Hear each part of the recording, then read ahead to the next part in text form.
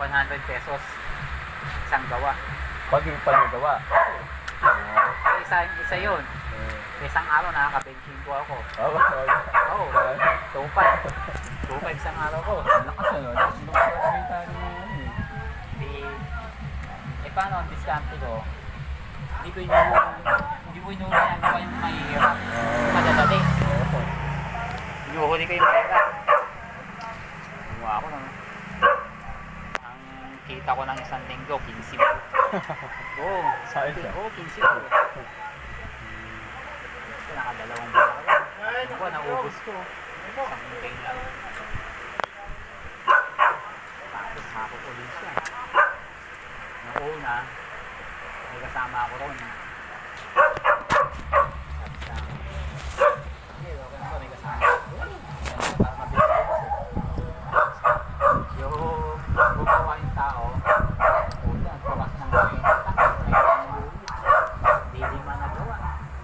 Ito ba yung sombrero na ano? Hindi. Sambit ko ang ginawa. Ibigay ni Kuya ni ano? Hindi yan. Tinututok mo naman sa akin ang Henry. Ako na kasi ginawa niya. Ikaw na gumawa. Wala ko dyan na kahit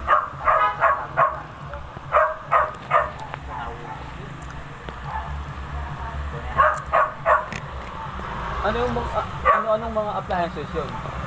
DVD. DVD, ang 3 sa paper.